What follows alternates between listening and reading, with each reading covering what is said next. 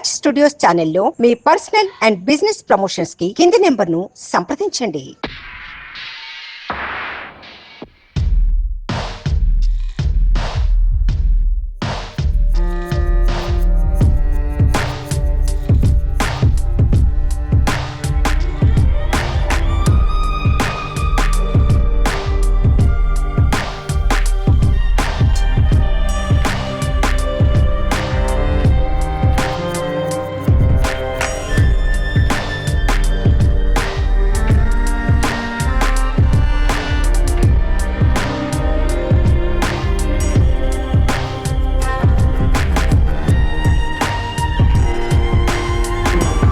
ఆయన ఇచ్చింది 2000 sir sponsor 2000 పెద్ద క్యాడరీ సార్ది 2000 ఇచ్చారులే కానీ ఆ సారు మీలాంటి వాళ్ళు వల్ల రావటం వల్ల మా భూములన్నీ అమ్ముకుంటున్నారా అని చెప్పేసరికి చాలా బాధేసింది సార్. ఆ విషయం నేను ఎవరికి చెప్పుకోలేదు. కనీసం నా దగ్గర డబ్బులు లేని రోజుల్లో నేను బస్ స్టాండ్ లో పడుకునే రోజులు కూడా ఉన్నాయి సార్. కనీసం ఉండడానికి ఇల్లు లేదు. అమ్మోళ్ళు జామకాయలు ఆ కొబ్బరి బొండాలు అమ్మితే దాన్ని అమ్ముకొని రెంట్ కట్టుకుంటారు సార్. ఒక్కొక్క సర్పంచ్ నుండి ఎమ్మెల్యే గారి దగ్గర ఒక్కొక్కళ్ళ దగ్గర 10 సార్లు తిరిగాను sir.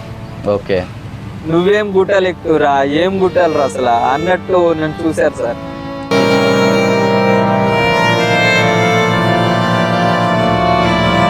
Hi viewers, welcome to touch studios. ఈ రోజు మనతో పాటు ఉన్న వ్యక్తి ప్రపంచంలో ఎత్తైనటువంటి 2 శిఖరాలను అధిరోహించి, అంతేకాకుండా ఇప్పుడు ప్రపంచంలోనే ప్రమాదకరమైనటువంటి ఎవరెస్ట్ శిఖరాన్ని ఎక్కడానికి సిద్ధమవుతున్నటువంటి మోతీ కుమార్ గారు మనతో ఉన్నారు. మోతీ కుమార్ గారి మాటల్లోనే ఎవరెస్ట్ శిఖరం ఎక్కాలి అనే ఇన్స్పిరేషన్ ఎవరి నుంచి వచ్చింది, ఎవరెస్ట్ శిఖరం ఎక్కడానికి గల కారణం ఏంటి, ఎవరెస్ట్ శిఖరం ఎక్కడానికి అయ్యే ఖర్చు ఎంత ఉంటుంది అనేది తన మాటల్లోనే అడిగి తెలుసుకుందాం. నమస్తే మోతీ గారు. నమస్తే సార్. మీ విలేజ్ ఎక్కడండి? మాది విఎం మంజర్, పెనుబల్లి మండలం సార్. Okay, education qualification? నాది వచ్చేసి డిగ్రీ కంప్లీట్ అయిపోయింది సార్. ఇప్పుడు ప్రజెంట్ బీపీడీ సెకండ్ ఇయర్ చేస్తున్నారు, bachelor of education. Suryapet Nagarikal Nalgonda డిస్టిక్లో చేస్తున్నాను సార్. అంటే మోతీ గారు, ఇప్పుడు మన ఇంటర్వ్యూ పెట్టుకోవడానికి కారణం ఏంటో మ్యాక్సిమం మీకు కూడా తెలుసు, నాకు తెలుసు. ఓకే, ఇప్పటి వరకు మీరు 2 శిఖరాలను ఎక్కారు. ఆ 2 శిఖరాలు వేటి గురించి కొంచెం ఎక్స్ప్లెయిన్ చేస్తారా? నేను ప్రజెంట్ ప్రపంచంలో అతి ఎత్తైన 7 పర్వతాల్లో 2 పర్వతాలు అధిరోహించడం జరిగింది సార్. అది Mount Kilimanjaro, South Africa highest peak submit చేయడం జరిగింది సార్. అదేవిధంగా రష్యాలో మౌంట్ ఎల్బ్రూజ్ పర్వతం -40 డిగ్రీస్లో అధిరోహించి ఏపీ తెలంగాణ నుండి ఫస్ట్ పర్సన్గా రికార్డు రావడం జరిగింది సార్. ఇప్పుడు ఆ 2 పర్వతాలు అధిరోహించడం ద్వారాగా నాకు మరలా భారతదేశం తరపున ప్రపంచంలో ఎత్తైన శిఖరం మౌంట్ ఎవరెస్ట్ శిఖరాన్ని అధిరోహించడానికి నాకు పర్మిషన్స్ అన్నీ వచ్చాయి సార్. అంటే ఇప్పుడు ఎవరెస్ట్ శిఖరం ఎక్కాలి అని అంటే మినిమం ఎలిజిబిలిటీ ఏముండాలి? ఎవరెస్ట్ శిఖరం ఎక్కాలంటే సార్ ఫస్ట్ వచ్చేసి మనం రాక్ క్లైంబింగ్ భువనగిరిలో ఉంది సార్. అక్కడ స్పెసిఫిక్ ట్రైనింగ్ ఉంటుంది. ఆ ట్రైనింగ్లో క్వాలిఫై అవ్వాలి. వాళ్ళు పెట్టే మెడికల్ టెస్ట్లో క్వాలిఫై అవ్వాలి సార్. అక్కడ క్వాలిఫై అయిన తర్వాత వాళ్ళు ఒక పీక్ ఇస్తారు. అంటే నాకు ఫస్ట్ సౌత్ ఆఫ్రికాలో మౌంట్ కిలిమంజారో ఎక్కారు. నేను కంపల్సరీ అక్కడ ఏ గ్రేడ్ తీసుకొని సర్టిఫికేటు ట్రైనప్ అయ్యి సౌత్ ఆఫ్రికాలో మౌంట్ కిలిమంజారో ఎక్కిన తర్వాత నేను నా గైడ్ని అడిగాను సార్ నాకు ఫస్ట్ మౌంట్ ఎవరెస్ట్ ఇవ్వండి, నేను సబ్మిట్ చేస్తానంటే మా గైడ్ ఏమన్నారంటే, నువ్వు డైరెక్ట్గా ఎవరెస్ట్ ఎక్కాలంటే అది పాసిబుల్ కాదు, నువ్వు ఎలా అడుగుతున్నావు అసలు ఎవరికి కూడా ఇవ్వం అని చెప్పేసి మా గైడ్ అడిగారు సార్. ఓకే, మీ గైడ్ పేరేం పేరు? మా గైడ్ పేరు శేఖర్ బాబు సార్. శేఖర్ బాబు. ట్రైనర్ వచ్చేసి రాకేష్ సార్. రాకేష్ గారు. Yes sir. ఓకే, అంటే ఇప్పుడున్న యువత చాలా దారులు ఉన్నాయి. అంటే వాళ్ళకంటూ ఒక ఐడెంటిఫికేషన్ కోసం కానీ ఇన్కమ్ సోర్స్ కానీ చాలా దారులు ఉన్నాయి. ఈ దారులు ఉంచుకొని మీరు ఎవరెస్టే ఎందుకు ఎక్కాలనుకుంటారు, ఈ ట్రెక్కింగే ఎందుకు చేయాలనుకుంటున్నారు? నేను చెప్పింది ఇప్పుడు ఏంటంటే సార్, నేను చిన్నప్పటి నుండి స్పోర్ట్స్ ఆడాను. ఓకే, స్పోర్ట్స్ ఆడుకుంటూ ఇక ట్రెక్కింగ్ అంటే నా చిన్నప్పుడు మా తాతగారు అమ్మటి నేను అంటే ఎలా అంటే బయట గుట్టలమ్మటి అటు వెళ్ళేవాడిని. మా తాతగారు అమ్మటి గేదెలు కాసుకుంటూ అవి వెళ్ళేటప్పుడు నేను హాలిడేస్లో మా తాతగారు అమ్మటే వెళ్ళేవాడిని. ఓకే. ఆ గుట్టలలో ఎక్కుతా దిగుతా ఉండేవాడిని. అసలు ఇలాంటి ఎక్కుతుంటే నేను కూడా పర్వతాలు ఉంటాయి అని సెర్చ్ చేసి, ఇదివరకు ఇలా మాలవత పూర్ణ, ఆనంద్ వీళ్ళు ఎక్కారు, నేను కూడా పర్వతాలు ఎక్కగలను అనే ఒక కాన్ఫిడెన్స్ వచ్చింది సార్. నా స్కూల్ స్థాయి నుండే ఎలాగైనా ఎవరెస్ట్ ఎక్కాలి, మన జాతీయ జెండాని అక్కడ ఖచ్చితంగా నేను చూపించాలని ఒక గోల్ పెట్టుకున్నాను సార్. ఇప్పుడు కొంతమంది ఎవరి డ్రీమ్ వాళ్ళకుంటుంది సార్. నా డ్రీమ్ ఏంటంటే ఎవరెస్ట్ సబ్మిట్ చేయాలని పెట్టుకున్నాను సార్. ఇంకా సో ఎవరెస్ట్ మీ target sir. Yes sir. Okay. ఇప్పుడు ఫస్ట్ కిలిమంజారో ఎక్కారు కదా, కిలిమంజారో ఫస్ట్ ట్రెక్కింగ్ చేస్తున్నప్పుడు మీ ఎక్స్పీరియన్స్ ఏంటి, మీ ఫీలింగ్స్ ఏ విధంగా ఉన్నాయి?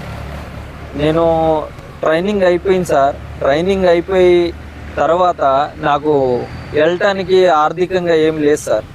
కనీసం ఉండటానికి ఇల్లు లేదు.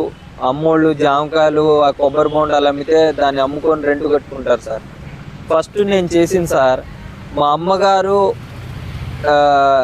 పట్టీలు జోళ్ళు షాపులో కుదవబెట్టి ఒక సెకండ్ హ్యాండ్ బండి తీసుకొని ఆ బండి ద్వారాగా నేను స్పాన్సర్ల కోసం తిరిగిన రోజులు ఉన్నాయి సార్. అంటే ఓన్గా మీరే స్పాన్సర్స్ డైరెక్ట్ మీకంటే ఒక పిఆర్ అట్లా ఎవరు ఎవరు పెట్టుకున్నారు చేయలేదు సార్. ఒక్కొక్క సర్పంచ్ నుండి ఎమ్మెల్యే గారి దగ్గర ఒక్కొక్కళ్ళ దగ్గర 10 సార్లు తిరిగాను సార్. ఓకే. నువ్వేం గుట్టలు ఎక్కుతురా, ఏం గుట్టలు రా అసలు అన్నట్టు నన్ను చూశారు సార్. తీసిపడేశారు. ఎవరు ఎలా అంటే, ఎందుకు నీ లైఫ్, చదువుకోవచ్చు కదా, ఇంకా చదవచ్చు కదా, జాబ్ చేయవచ్చు కదా, ఇది నా గోల్ అది సార్. నేను ఆ డ్రీమ్ చేయాలి అనేసి నేను కాన్సెప్ట్ ద్వారా తిరిగి స్పాన్సర్ల కోసం సౌత్ ఆఫ్రికా వెళ్ళడానికి 5 లక్షల స్పాన్సర్ల కోసం సార్ గత 5 నెలలు బట్టి ఇంట్లో అమ్మ నైట్ 11కి వచ్చినా 12కి వచ్చినా అరే ఏం చేస్తున్నావురా అని ఏడ్చేసారు. ఆ పర్వతాలు ఎక్కి నువ్వు ఏమైనా అయిపోతే కుటుంబ పరిస్థితి ఎట్రా, నువ్వు ఏం చేస్తున్నావు అంటే, అమ్మ నేను ఖచ్చితంగా నేను చేయగలనమ్మా అని మా అమ్మగారికి ధైర్యం ఇచ్చి చేసేవాడిని సార్. ఓకే. ఇప్పుడు మీ అమ్మగారు కానీ వీళ్ళు కానీ జామ పండ్లు అమ్ముకునే వాళ్ళు ఫ్యామిలీ బ్యాక్గ్రౌండ్ చాలా పూర్ అన్నారు కదా. Okay sir. ఇంత పూర్లో మీరు మిమ్మల్ని బాగా సపోర్ట్ చేసిన వ్యక్తి ఎవరున్నారు? నాకు బాగా సపోర్ట్ చేసిన వ్యక్తులలో సార్ ఫస్ట్ అయితే నాకు మోహన్ అన్న గారు సపోర్ట్ చేశారు సార్. కాట్రావత్ మోహన్ నాయక్ గారు హైదరాబాద్లో ఉంటారు. నీకు ఏది కావాలన్నా సౌత్ ఆఫ్రికా వెళ్ళటానికి ఎవరెస్ట్ ట్రైనింగ్ ఉంటుంది సార్. అరుణాచల్ ప్రదేశ్లో తీసుకున్నాను. ట్రైనింగ్కి పూర్తి బాధ్యతలు నేను తీసుకుంటానన్నారు సార్. ఓకే. టోటల్గా ఫైనాన్షియల్గా అన్నగారు చూసుకున్నారు సార్. కొంత అన్నగారు స్పాన్సర్ చేసిన తర్వాత కొంతమంది లయన్స్ క్లబ్ ద్వారాగా స్పాన్సర్ చేశారు సార్. ఏటీపీఎస్ పాల్వంచ వాళ్ళు కూడా స్పాన్సర్ చేశారు. కానీ సార్ నా లైఫ్లో జరిగింది ఏంటంటే సార్, ఒక పూట తిని ఒక పూట తినకుండా ఉన్న రోజులు కూడా ఉన్నాయి సార్. ఓకే. నా జీవిత లక్ష్యం ఏంటంటే ఎవరెస్ట్ శిఖరాన్ని అధిరోహించాలి, నా డ్రీమ్ ఫుల్ఫిల్ చేసుకోవాలి, ఈ భారతదేశానికి మంచి పేరు, ఈ రాష్ట్రానికి మంచి పేరు తీసుకురావాలని నేను అనుకున్నాను సార్. నా స్పోర్ట్స్ బ్యాక్గ్రౌండ్ ఉంది కాబట్టి నేను చేయగలను అనే ఒక కాన్ఫిడెన్స్ ఉంది సార్. కానీ నాకు ఈ ఆర్థిక భారం వల్ల నేను ఏమీ చేయలేకపోతున్నాను సార్. తిరిగి ఇటు ఫిజికల్గా ప్రాక్టీస్ చేయలేకపోతున్నాను, ఇటు నాకు మెంటల్ టెన్షన్. అంటే ఈ స్పాన్సర్స్ ఒక ఎత్తు అయ్యారు సార్. ఈ విధంగా నేను చాలా ఇబ్బంది పడుతున్నాను సార్. ఇప్పుడు ఎలా ఉందంటే పరిస్థితి, డబ్బు ఉన్న వాళ్ళకి టాలెంట్ ఉండదు, టాలెంట్ ఉన్నోడిగా డబ్బులు ఉండవు. అదే సార్, ఇప్పుడు డబ్బులు నాకు రష్యా పర్వతం మీద ఏం జరిగిందంటే సార్, ఇదే మీరు చెప్పిన చిన్న మాట ఏంటంటే, రష్యా పర్వతం మీద ఒక నైటు మంచు తుఫాన్ వచ్చింది సార్. నేను నా గైడు కజకిస్తాన్ అతను గైడు, ఓకే, నాకు 20 మీటర్ డిస్టెన్స్ లో ఉండు, -40 డిగ్రీస్ మంచు తుఫాన్ వచ్చి 20 మీటర్స్ గ్యాప్ లో ఉంటే మేమేం చేసామంటే, ఇక తుఫాన్ ఆ మంచు అంతా ఎగిసి పడుతుంది సార్ మనుషుల మీద. ఆ టైంలో స్లిప్ అయితే కిందకి వెళ్ళిపోతాం, కింద పడి. ఆ టైంలో కింద గ్రిప్ తీసుకొని కూర్చున్నాం సార్. ఆ గ్రిప్ లో నేను ఆ 15 మినిట్స్ ఆ మంచు తుఫాన్ వస్తే అక్కడే కూర్చున్నాను. గ్లాసెస్ ఉంటాయి పైన ఫేస్ మీద, ఆ గ్లాస్ మీద మొత్తం మంచు పడ్డది. నాకు ఏం కనిపించట్లా. నైట్ 8 o'clock, చిమ్మ చీకటి, హెడ్ లైట్ ఏం కనిపించట్లేదు. నాకు తెలియక కొంత టెక్నికల్ ఇష్యూ వల్ల నా హ్యాండ్కున్న గ్లౌజ్ తీసేసా, గ్లౌజ్తో రావట్లేదు ఐస్ పైన క్లీన్ చేసుకోవటం. ఇది తీసేస్తే సార్ ఈ చేయి మొత్తం ఫ్రీజ్ అయిపోయింది సార్. 10 నిమిషాలు ఇలాగే ఏడ్చుకుంటూ కూర్చొని నా వల్ల కాదురా బాబు అనిపించింది సార్. అయినా సరే నా కోసం ఎంతమంది హెల్ప్ చేశారో వాళ్ళకి నేను కరెక్ట్గా వాళ్ళకి నా స్పాన్సర్షిప్ నన్ను హెల్ప్ చేసిన అందరికీ నేనంటే ఏంటో, నా భారత జాతీయ జెండాని నేను రష్యా పర్వతం మీద ఎగరేయాలి అనే ఒక సంకల్పంతో నేను ఆ క్షణం ఒక్క 10 నిమిషాలు ఏడ్చుకుంటూ కూడా లెగిసి ఒక్క అడుగు కింద పెట్టకుండా అక్కడే ఉండి నెక్స్ట్ డే సమ్మిట్కి వెళ్ళిన రోజులు కూడా ఉన్నాయి సార్. ఓకే, ప్రతి స్పాన్సర్ కూడా గుర్తొచ్చారు సార్ ఆ 10 నిమిషాల్లో. ఫస్ట్ టైం నేను ట్రెక్కింగ్ చేయాలి, నేను ట్రెక్కింగ్ చేయబోతున్నా అన్నప్పుడు రిలేషన్స్లో కానీ ఫ్యామిలీస్ నుంచి కానీ వచ్చిన ప్రెజర్ ఎట్లుంది, వాళ్ళ నుంచి వచ్చిన ఆ రిసీవింగ్ ఎట్లుంది మీకు? మా అమ్మగారు అయితే సార్, నేను యాక్చువల్లీ ఏంటంటే మా అమ్మగారు నేను బయటకు వెళ్తే బాగా ఏడుస్తారు సార్. ఓకే, నువ్వు ఏమైనా అయిపోతే నేను ఉండను రా అని బాగా ఏడుస్తుంటారు. రష్యా పర్వతం ఆగ్రహించేటప్పుడు అయితే మా అమ్మగారు, నేను వచ్చిన 10-15 డేస్లో మా అమ్మగారు కనీసం తినడానికి అన్నం కూడా తినలేకపోయారు సార్. అలాంటి సిచ్యువేషన్లో కనీసం ఇంట్లో ఏం లేదు సార్. నాన్న జామకాయలు అమ్మితే ఇంట్లో బియ్యం తెచ్చుకోవడం డే బై డే, ఇంతే సార్. సో చాలా పూర్ ఫ్యామిలీ మీది. చాలా పూర్ ఫ్యామిలీ సార్, చాలా పూర్ ఫ్యామిలీ. ఏం చేయలేని సిచ్యువేషన్ సార్. అలాంటప్పుడు కొంతమంది అడిగారు, అరే నీ బ్యాక్గ్రౌండ్కి నువ్వు అలాంటి గోల్స్ ఎందుకు పెట్టుకుంటావురా అని అడిగారు సార్. నేను ఒక గొప్ప స్థాయికి వెళ్ళాలి సార్. నేను ఒక గొప్ప స్థాయికి వెళ్ళి ఇంకొంతమందికి నేను మోటివేషన్గా మారాలి. పేదరికంలో ఉంటే గోల్స్ ఉండవా సార్? చాలా వరకు ఇప్పుడు చుట్టాలు కానీ ఫ్రెండ్స్ కానీ చాలా వరకు నీ వల్ల ఏమవుతుంది లేరా, నువ్వు నీ వల్ల కాదు అని చెప్పి తీసిపడేసిన సందర్భాలు ఏమైనా ఉన్నాయా? చెప్పారు సార్, చాలా మంది చెప్పారు సార్. అలాగే ఆ టైంలో నీకేమనిపించేది? సరే నేనేంటో ఒకనొక రోజు వాళ్ళకి కూడా అనిపిస్తుంది అని వాళ్ళకి చెప్పాను సార్. ఇలా 2 పర్వతాలు అధిరోహించాక కొంచెం కాన్ఫిడెన్స్ వచ్చింది సార్ మా వాళ్ళకు కూడా. ఎవరెస్ట్ ఎక్కగలడు అనే ఒక కాన్ఫిడెన్స్ ఉంది సార్ ఇప్పటికీ. ఆ ఎవరెస్ట్ కోసమే నేను సాయి శక్తుల ప్రయత్నాలతో ఇక్కడ ఇంకా ఫిజికల్గా ట్రైనింగ్ చేసుకుంటూ ఇక్కడ శ్రీ చైతన్య క్యాంపస్లో నాకు అకామిడేషన్ ఇచ్చారు సార్. అకామిడేషన్ చేసుకుంటూ ఇక్కడ జిమ్ ప్రాక్టీస్ చేసుకుంటూ స్పాన్సర్ల కోసం తిరిగి చాలా కష్టపడుతూ ఉంటున్నాను సార్. ప్లస్ ఇంకోటి, మీరు కిలిమంజారో పర్వతమో ఇంకో ఏదో పర్వతం, ఇంకోటి Russia mount Elbrus sir, Russia పర్వతం ఎక్కినప్పుడు రేవంత్ రెడ్డి గారి పోస్టర్ను కూడా ఆ పర్వతాల పైన రిలీజ్ చేశారు. దానిగల కారణం ఏంటి? ఇప్పుడు రేవంత్ రెడ్డి గారు సీఎం, తెలంగాణ సీఎం అవును వచ్చారు సార్. తెలంగాణ సీఎం కాకముందే సారు సీఎం అవుతారనే ఒక కాన్ఫిడెన్స్ నాకు వచ్చింది సార్. ఒక మంచి వ్యక్తి, ప్రజల్ని ఎలా చేయాలి, వాళ్ళ యొక్క వర్క్ని ఎలా ఫాలోఅప్ చేయాలి, ఒక లీడర్షిప్ క్వాలిటీ ఉన్న రేవంత్ రెడ్డి గారు. వాళ్ళ యొక్క ఫోటోని నేను రష్యా పర్వతం మీద పెట్టి వాళ్ళ ప్రజలందరికీ తెలియజేశాను సార్. అదేవిధంగా ఇప్పుడు ఎవరెస్ట్ శిఖరం మీద కూడా ఖచ్చితంగా ఈ వాళ్ళ ఫోటోని ప్రపంచ స్థాయి చూపిస్తానని అనుకున్నాను. అంటే రేవంత్ రెడ్డి గారు ఇప్పుడు వ్యక్తిగతంగా ఇష్టమా, లేదు అంటే ఒక రాజకీయ నాయకుడిగా సీఎంగా ఇష్టమా? నాకైతే ఏ రాజకీయ నాయకులతో అంత నాకేముండదు సార్. నాకు వ్యక్తిగతంగా అయితే ఇష్టం సార్. సో ఇప్పుడు ఎవరెస్ట్ శిఖరం ఎక్కాలంటే నీకు ఎంత ఖర్చు అవుతుంది? ఇప్పుడు ఎవరెస్ట్ ఎక్కడానికి నాకు సుమారు 44,40,000 అవుతుంది సార్. అంటే మొత్తం ఇక అక్కడ పర్మిషన్స్ కానీ, అకామిడేషన్ కానీ, ఫుడ్ కానీ. సో ముందుకు వస్తున్నారు ఎవరైనా స్పాన్సర్స్?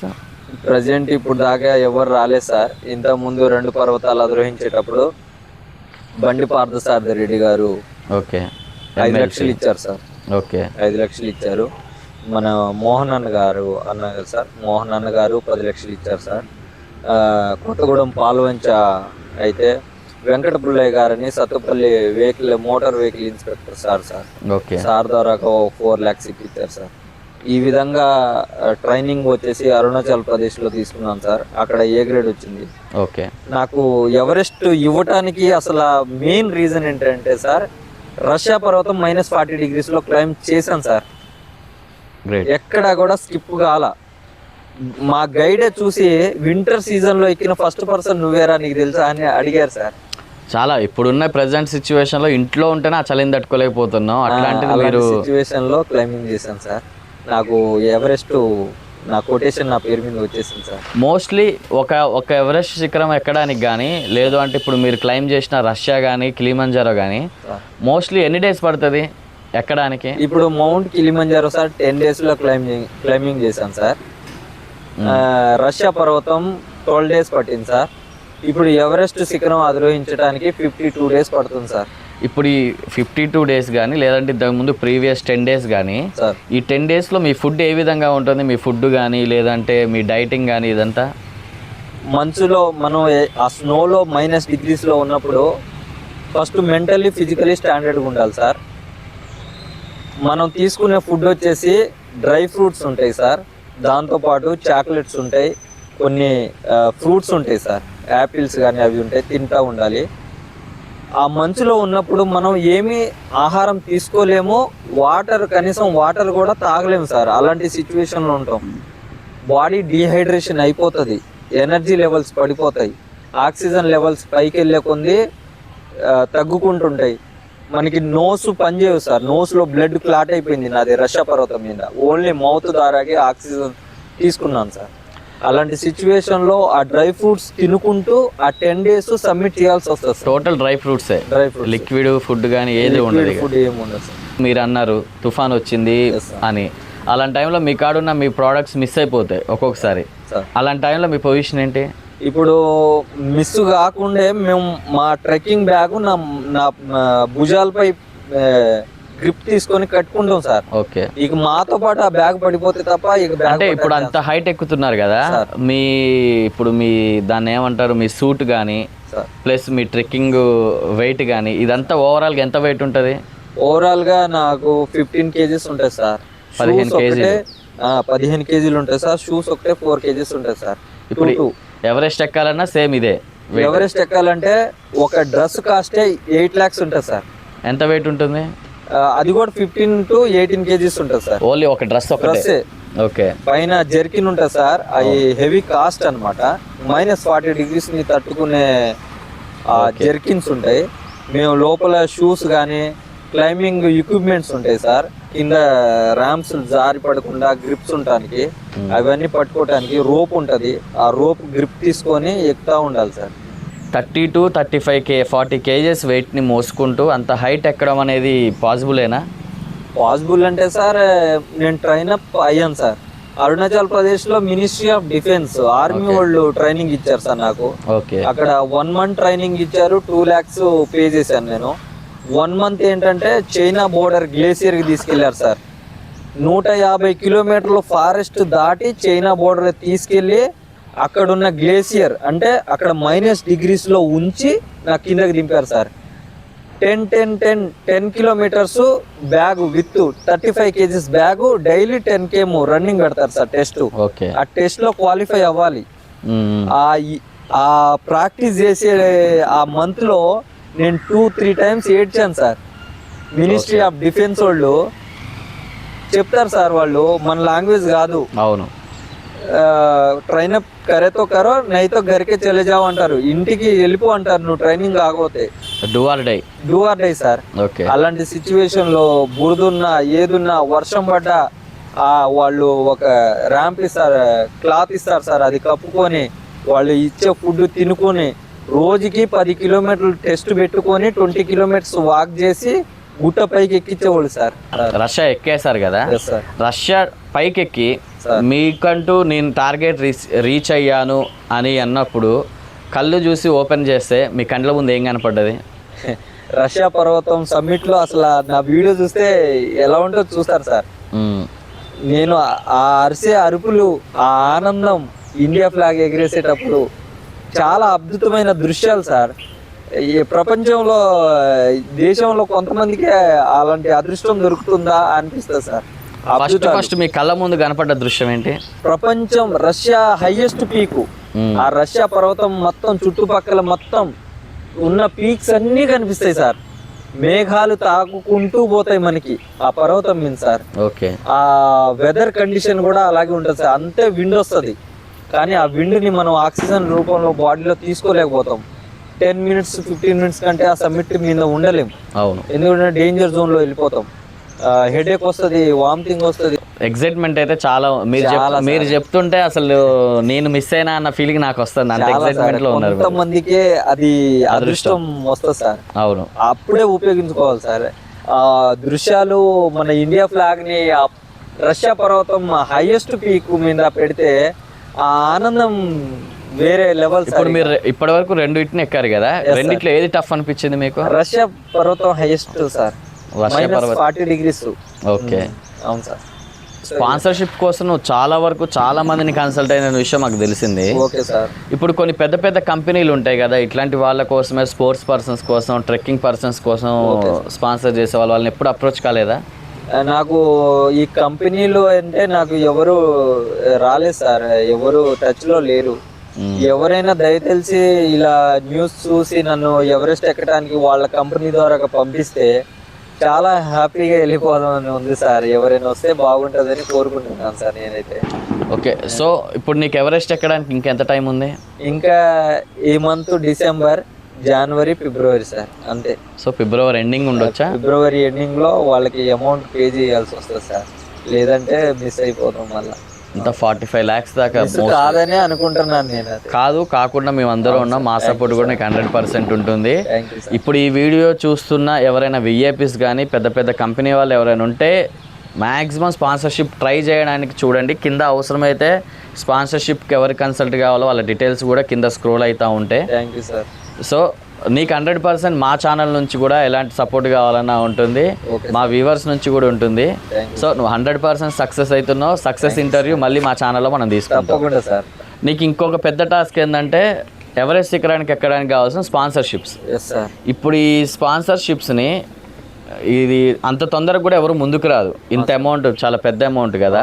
నీకు అసలు ఏమనిపిస్తుంది? స్పాన్సర్స్ నాకు వస్తారా రారా, నేను దీన్ని అచీవ్ చేయలేస్తున్నా అని ఏ రోజు నీకు అనిపించిందా? నాకు అనిపిస్తుంది సార్, ట్రైన్ అప్ అవుతున్నా నేను ఎవరెస్ట్ ఎక్కగలననే కాన్ఫిడెన్స్ నాకు షూర్ ఉంది సార్. ఎక్కగలను అనే టార్గెట్ నేను పెట్టుకున్నాను. కానీ ఈ స్పాన్సర్షిప్ కోసం చూస్తుంటే సార్ ఒక్కోసారి నైట్ టైంలో ఆ గుర్తొస్తే నిద్ర కూడా రాని సిచ్యువేషన్ వస్తుంది సార్. ఆ కళలకు వస్తాయి సార్. ఈ ఎవరెస్ట్ నేను ఎక్కాలి ఎక్కాలి ఎక్కాలి, నా స్పాన్సర్షిప్ రావాలి అని ఆ భగవంతుడిని కూడా వేడుకుంటాను సార్.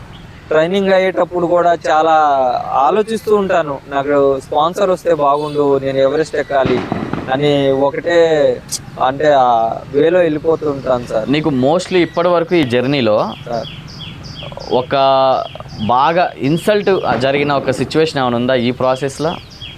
అంటే ఒక పర్సన్ ఏమన్నారంటే స్పాన్సర్షిప్ కోసం ఒక ఆఫీస్కి వెళ్తే, తన పేరు చెప్పను, ఆఫీస్కి వెళ్తే అతను ఏమన్నాడంటే ఎంత స్పాన్సర్ ఇస్తారు నాకు తెలియదు అనుకున్నాను. వెళ్తే ఏమన్నారంటే ఆయన ఇచ్చింది 2000 సార్ స్పాన్సరు. 2000 పెద్ద క్యాడరే సార్ది. 2000 ఇచ్చారులే, కానీ ఆ సారు మీలాంటి వాళ్ళు వల్ల రావటం వల్ల మా భూములన్నీ అమ్ముకుంటున్నారా అని చెప్పేసరికి చాలా 2000కే ఇంత పెద్ద మాట అన్నాడా?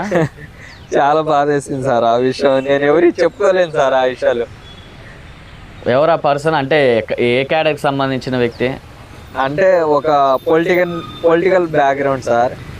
పొలిటికల్ బ్యాక్గ్రౌండ్లో ఉండి ఒక 2000 రూపాయలు ఇచ్చి భూములు అమ్ముకోవాల్సిన అన్నమాట. అది కూడా ఒక క్లైంబింగ్ అచీవ్మెంట్ పర్సన్తో మాట్లాడిందా? అవును సార్. నీలాంటి వాళ్ళు రావటం వల్ల మా భూములన్నీ అమ్ముకున్నా అనేసరికి నాకు ఆ రోజు అన్నం కూడా తినలేదు సార్.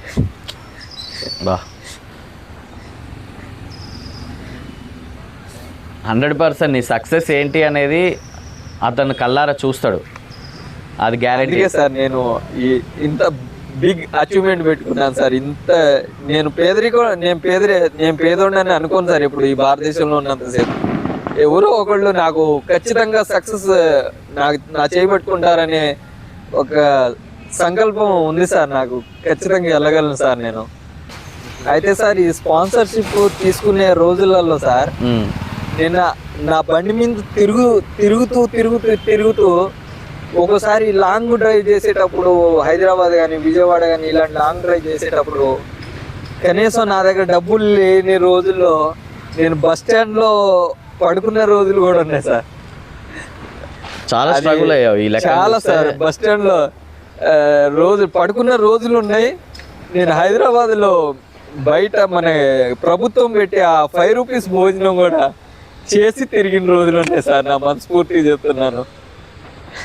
అలాంటి సిచ్యువేషన్ నుండి వచ్చాం సార్. కంపల్సరీ ఎవరెస్ట్ అనేది ఎక్కగలననే నాకు ఉంది సార్, ఆ టార్గెట్ ఉంది సార్. మోతి గారు, ఇప్పటి వరకు మీరు చాలా కష్టపడ్డారు. మీరు పడ్డ ఇన్సల్ట్స్ కానీ స్ట్రగుల్స్ కానీ ఇవన్నీ కూడా మేము ఇప్పుడు ఇంటర్వ్యూ ద్వారా తెలుసుకున్నాం కదా. మా వంతు సహాయంగా మీది ఖమ్మం జిల్లా అంటున్నారు, ఖమ్మం టౌన్ అంటున్నారు కాబట్టి ఖమ్మానికి సంబంధించినటువంటి ఎమ్మెల్యే మన తెలంగాణ రాష్ట్ర మినిస్టర్, అగ్రికల్చర్ మినిస్టర్ తుమ్మల గారి కుమారుడు తుమ్మల యుగేందర్ గారితో మీ గురించి ఒకసారి మాట్లాడి తన వంతు సహాయంగా ఏమైనా పాసిబిలిటీ అవుతుందో లేదో మా టచ్ స్టూడియో ద్వారా ఒకసారి ఫోన్లో మాట్లాడి చూద్దాం. సార్, అయితే ఇప్పుడు ఫోన్ చేయడానికి కారణం ఏంటంటే సార్, మనం ఒక ఇంటర్వ్యూలో ఉన్నాం. ఇప్పుడు మన ఖమ్మం డిస్టిక్ సంబంధించి ఖమ్మం జిల్లా వ్యక్తే, ఖమ్మం మన వివి బంజారా పెనుబల్లి మండలం. Yes sir. సో తను ఆల్రెడీ క్లైంబర్. ఇప్పుడు మనకి నెక్స్ట్ ఫిబ్రవరిలో ఎవరెస్ట్ శిఖరం ఎక్కడానికి కూడా పర్మిషన్స్ వచ్చినాయి. ఆల్రెడీ 2 శిఖరాలు కూడా ఎక్కాడు. కిలిమంజారో ఒకటను, రష్యా పర్వతం ఒకటి. సో తన ఇంటర్వ్యూలో ఉన్నప్పుడు తను కొన్ని ప్రాబ్లమ్స్ చెప్పాడు. సో మన వంతు మన ఖమ్మం టౌన్ నుంచి తనకి మీ మాట ద్వారా కొంచెం అంతనికి కూడా భరోసా ఏమైనా కల్పిస్తారా అన్న కాన్సెప్ట్లో ఫోన్ చేశాను. Okay sir. సార్ ఒక్కసారి మాట్లాడతారా తనతో? Okay sir.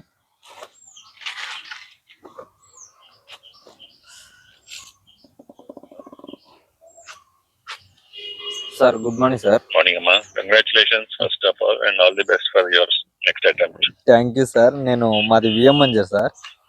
అవునా? నేను సౌత్ ఆఫ్రికాలో మౌంట్ కిలిమంజారో అధిరోహించాను సార్. Very good. రష్యాలో highest peak mount Elbrus -40 degrees లో అధిరోహించిన ఫస్ట్ క్లైంబర్ నేనే సార్. Very good.